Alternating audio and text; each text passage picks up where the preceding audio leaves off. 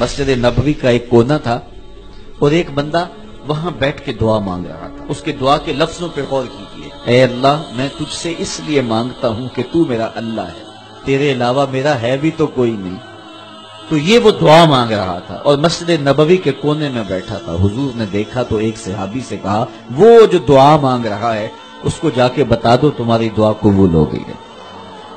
وہ مانگ اس ڈھب سے رہا ہے. تو یہ دعا اپنے رب سے نیاز ہے، دعا خود عبادت ہے. جب تمہاری ضرورتوں کا کفیل وہ ہے تو پھر اس سے نہیں مانگیں گے تو کس سے مانگیں گے؟ دعا اللہ سے راز و نیاز کی باتیں، جو باتیں بندہ کسی سے نہیں کر سکتا وہ اپنے رب سے ڈائریکٹ کرتا ہے. اپنے دل کے سارے دکھڑے اپنے رب کی دہلیز پہ رکھتا ہے اور اپنی ساری ضرورتیں مالک کی چوکھٹ پہ رکھ دیتا ہے. اور اس سے مانگتے ہوئے بندے کو شرم نہیں آتی، حیا نہیں آتا، بلکہ اس سے مانگتے ہوئے فخر محسوس ہو رہا ہوتا ہے کہ میں اپنے رب سے مانگ رہا ہوں. اور جب اس سے بندہ مانگتا ہے تو پھر وہ مانگنے والے کی لاج بھی رکھتا ہے. تمہارا رب حیا کرنے والا کریم ہے. جب بندے اس کے سامنے ہاتھ پھیلا کے دعا مانگتے ہیں اللہ فرماتا ہے مجھے شرم آتی ہے ان کے اٹھے ہوئے ہاتھ خالی کیسے موڑو. جب انہوں نے مجھ سے مانگا ہے تو میں نے بھی نہ دیا تو کون دے گا؟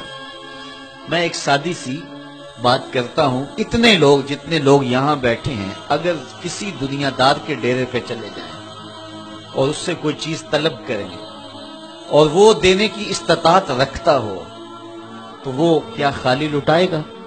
وہ کہے گا اتنے لوگ آگے ہو تو ڈیرہ داری کی شان کے خلاف ہے کہ میں ان کو خالی لٹاؤں. تو جب یہ دنیا دار خالی نہیں لٹاتا تو رب کیسے خالی لٹائے گا؟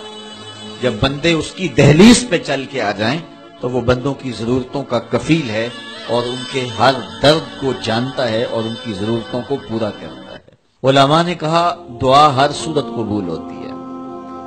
یا تو یہ ہے کہ فوراً قبول ہو جاتی ہے، جو مانگا فوراً مل گیا، اور کبھی ایسا ہوتا ہے کہ فوراً نہیں ملتا، حکمت ہوتی ہے اور فوری دینا مناسب نہیں ہوتا تو اس کو فوری نہیں دیا جاتا، لیکن دعا بعد میں کچھ عرصے کے بعد اس کی ڈیمانڈ پوری کر دی جاتی ہے. اور کبھی ایسا ہوتا ہے نہ فوری دیا جاتا ہے نہ بدیر دیا جاتا ہے، اس دعا کو ذخیرہ کر دیا جاتا ہے اور حشر کے دن اس کا بدلہ دیا جائے گا. اور روایت میں آتا ہے حشر کے دن جب ان دعاؤں کا بدلہ دیا جائے گا جن کا بدلہ دنیا میں نہیں ملا تھا تو لوگ آرزو کریں کہ کاش کہ دنیا میں کوئی دعا قبول ہی نہ ہوئی ہوتی، سارے صلے آخرت میں ملتے.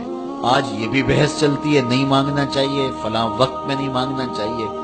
تو وہ کہتا ہے مجھ سے مانگو جب بھی مانگو، میرا دستے کرم تمہیں دینے پہ آمادہ ہے.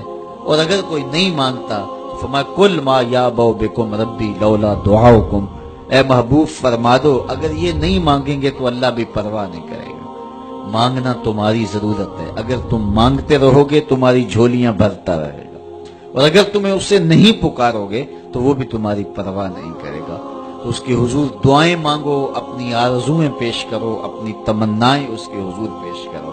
اچھا دنیا داروں سے مانگیں تو اپنے لیے مانگتے ہیں، لیکن اللہ سے مانگو تو اپنے لیے بھی مانگو اوروں کے لیے بھی مانگو. وہ کریم ہے، وہ دیتا ہے اور خوش ہو کے دیتا ہے، تو اس سے مانگو، اس سے جھولی